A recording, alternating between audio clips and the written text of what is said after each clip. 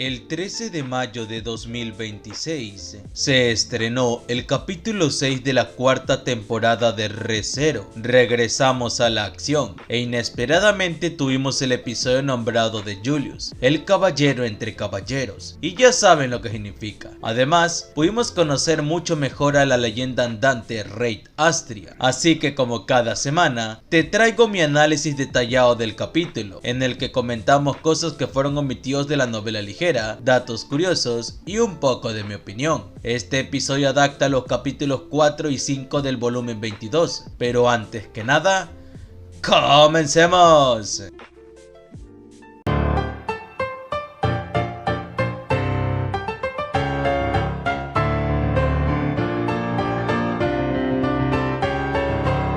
El capítulo inicia rememorando el ridículo acto de Subaru durante la inauguración de la selección real, un momento impresionante, ya que se recrea prácticamente desde cero. Sin embargo, esta vez lo vemos desde la perspectiva de Julius, quien fue sin duda el más impactado por lo ocurrido. Este recuerdo será clave para el episodio centrado en su personaje. El primer enfrentamiento entre Julius y el denominado palillero comienza. El caballero le ofrece a su rival una espada, pero no es necesario. Con unos simples palillos es capaz de detener su ataque y combatir al mismo tiempo. Internamente, Subaru comenta que ya había visto este tipo de palillos japoneses en Priestella, una ciudad conocida por sus múltiples referencias a la cultura nipona. Sin embargo, la forma en la que este sujeto los utiliza está muy lejos de lo que un humano normal podría hacer. La paliza del pelirrojo está muy bien adaptada, los golpes se sienten contundentes e incluso se transmite la desesperación de Erigna, quien decide usar magia para ayudar a Julius. Esta era su carta de triunfo, pero también implicaba graves secuelas para el cuerpo de Anastasia, por lo que su uso resulta sorprendente. El anime añade una escena en la que Subaru intenta detenerla, pero Erigna furiosa lo aparta hasta que cae agotada. El propio Takei Nagatsuki explica este hechizo en su cuenta de Twitter. El Jiguardo que lanza Erigna es una magia ofensiva de atributo luz, del mismo nivel que el Goa de fuego, el que usó Roswell en la primera temporada, pero con un gran poder destructivo se impacta directamente.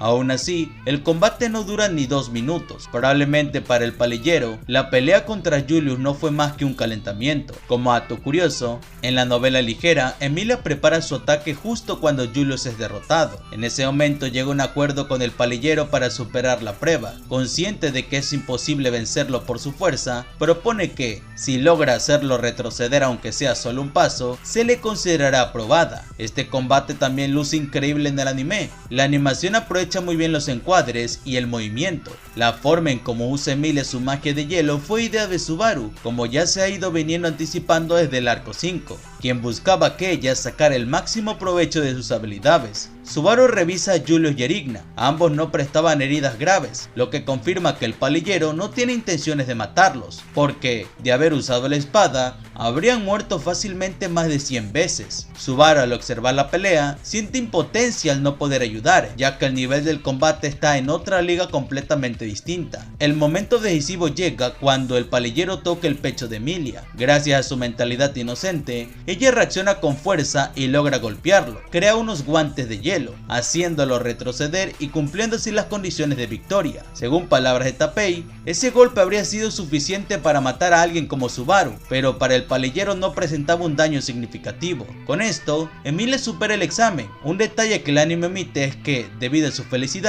el rastro de hielo que dejó en el campo de batalla se transformaron en flores. A pesar de todo, el palillero acepta su derrota y le permite avanzar al siguiente piso, pero solo a Emilia. Entonces se crean unas escaleras preciosas que encajan perfectamente con lo que veremos más adelante en el último nivel, aunque todavía falta bastante para llegar allí, y es que para que todos puedan subir deberán derrotar al palillero. El anime omite un detalle interesante. Beatriz intenta negociar nuevamente, recordando que Emilia había dicho desde un inicio que si ella ganaba sería una victoria para todos. Sin embargo, el palillero no es tan permisivo. Él mismo admite que en el pasado podían atacarlos todos al mismo tiempo para superar la prueba, pero debido a sus propios caprichos, ahora exige que cada uno pelee individualmente. Solo así podrán avanzar. Molesto por sus palabras groseras y sobre todo por haber tocado el pecho de Emilia, Subaru reacciona y lanza su látigo contra él. Sin embargo, el ataque es esquivado con facilidad. En ese momento, el palillero menciona algo bastante curioso. Señala que Subaru tiene una forma de hablar muy extraña, usando términos propios del mundo moderno. Esto le recuerda a alguien que conocí hace tiempo, un joven de cabello blanco que, debido al estrés, tenía canas desde temprana edad.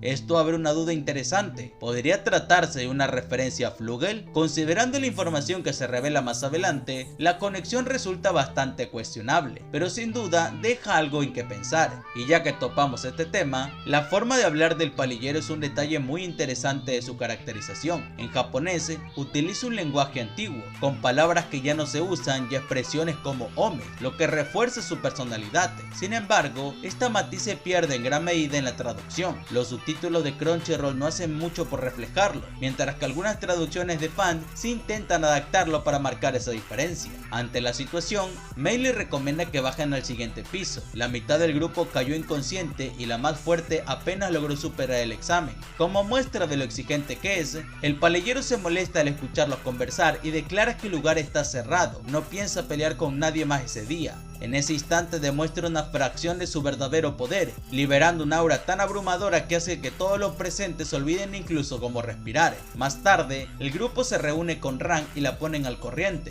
El enemigo es demasiado poderoso y permitir que Emilia avance sola no es una opción debido al peligro que representa. Subaru además no puede olvidar la expresión de Julius cuando su espada fue destruida. Para él, claramente significa algo importante. Beatriz, por su parte, no entiende tanto alboroto. Sin embargo, Subaru le responde de forma directa, recordándole que ella también valora profundamente objetos como su pañuelo, sus manoplas y el delantal que le hizo. Queda una duda importante que el anime no resuelve. ¿Por qué Rigna actuó de esa manera para ayudar a Julius? La respuesta implicaría spoilers, así que por ahora solo te diré que lo tengas muy en cuenta. Subaru y Emilia mencionan que su rival podría tener un nivel de fuerza comparable al de Reinhardt Van Astria, basándose en las veces que lo han visto pelear. Sin embargo, es importante no confundirse. Tapei Nagatsuki ha confirmado que Reinhardt es el personaje más fuerte del mundo y que nadie alcanzará ese nivel, ni siquiera los más poderosos de otros reinos. Aún así, el episodio nos deja un pequeño vistazo a otras figuras destacables. Se menciona a Cecilus Edmund,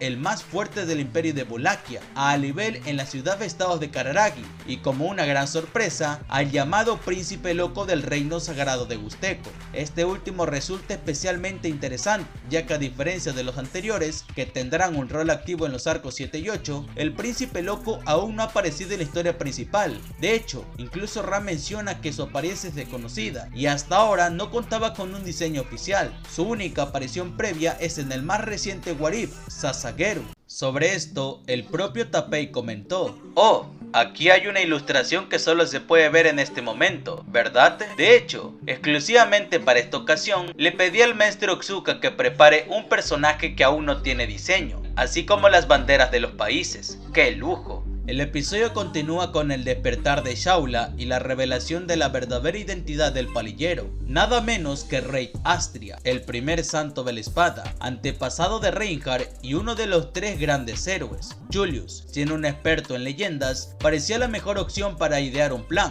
Sin embargo, cuando Subaru va a buscarlo, rápidamente intuye lo peor. Julius ha ido por su revancha. Aquí hay una diferencia interesante entre el anime y la novela ligera. En la novela, al activar el segundo examen, Rey permanece de forma permanente en la zona. En cambio, el anime da a entender que es necesario activar la prueba cada vez para invocarlo. También se omite en gran medida los pensamientos internos de Julius, aunque el anime adapta los más importantes mediante flashback. En ellos, se nos muestra cómo percibía su espada, perfecta en sus manos, casi como si hubiera sido creada específicamente para él. Además, conocemos más sobre su maestro. Era alguien más hábil para nutrir el talento de otros que para desarrollar el suyo propio. Le apasionaba hablar sobre la historia de las técnicas, su evolución y herencia, tanto como practicarlas. Durante mucho tiempo, la identidad de este maestro fue un misterio, pero el anime finalmente confirma que se trata de Riker Hotmans. Este es un detalle impresionante, ya que probablemente lo recuerda como una de las personas que criticó a Emilia por ser medio elfo durante la ceremonia. Tapei añadió un dato aún más interesante en Twitter. Richard Hotman tiene un hijo que, durante un tiempo, estuvo metido en problemas en los callejones de la capital real, pero que recientemente comenzó a trabajar por una candidata rubia en la selección real. Esto no es otra cosa que una referencia a Rashid, uno de los tres matones. Nació como noble en la capital de Lugúnica, pero tras ciertos eventos desconocidos, abandonó a su familia y terminó viviendo en los barrios bajos. Un ejemplo perfecto de cómo en Re:Zero, incluso el personaje más secundario esconde un trasfondo mucho más profundo de lo que parece. En medio del combate, Julius intenta usar magia, pero debido a su contrato que está afectado por la autoridad de la Gula, se encuentra completamente nerfeado. Más allá de la pelea física, Julius también libraba un combate interno. Lo ha perdido todo: su nombre, su maestra, sus camaradas, absolutamente todo. Hubo un tiempo en el que aspiraba a convertirse en el más fuerte, pero al conocer a Reinhardt van Astria, abandonó ese sueño. Desde entonces, su lucha se volvió más desesperada, como si buscara algún día retomar ese camino. Mientras es destrozada en combate, comienza a cuestionarse: ¿está siguiendo el camino correcto? ¿Acaso cometió un error? En ese momento, recuerda dos cosas claves: el día en que juró su espada a Anastasia y las palabras del único amigo que aún le queda. Al recibir el golpe final, se cuestiona si realmente es digno de llamarse Julius Fuculius, el caballero de los caballeros. Sin dudarlo, uno de los mejores momentos del capítulo. Como habrás notado, el anime optó por una dirección mucho más frenética, con un combate espectacular, mientras que la novela ligera se inclina más en el enfoque emocional.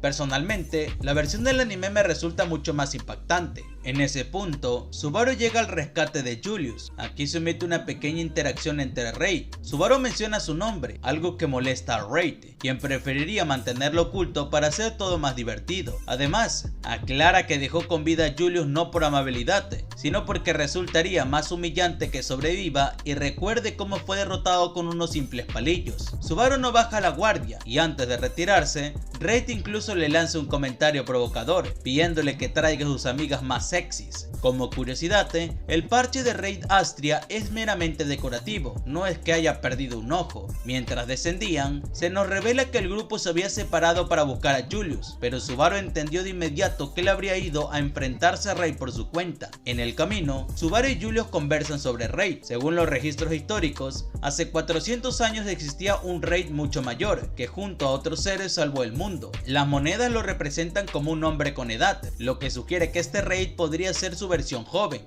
Esto explicaría por qué no reconoce Shaula, y es porque en teoría aún no conoce a Flugel tampoco. Subaru comienza a desarrollar estrategias para derrotarlo, pero Julius está atrapado en sus propios pensamientos. No quiere seguir siendo una carga, por lo que le pide a Subaru que lo deje atrás, a lo que termina cayendo por las escaleras al obligar a Subaru a que lo baje. Julius no estaba en su mejor momento, sin embargo, Subaru lo entendía perfectamente. Él mismo pasó por algo similar en el arco 3, cuando se enfrentó a Julius. Sabía que perdería, pero aún así luchó, solo para desahogar su frustración, y cuando todo terminó y Emilia lo dejó solo, el dolor fue tan grande que quiso llorar. Por eso, esta vez no puede dejar a Julius atrás. Les tomó 12 minutos regresar con el grupo, pero lo hicieron juntos, cerrando así el episodio con la carta de título, Julius Fuculius.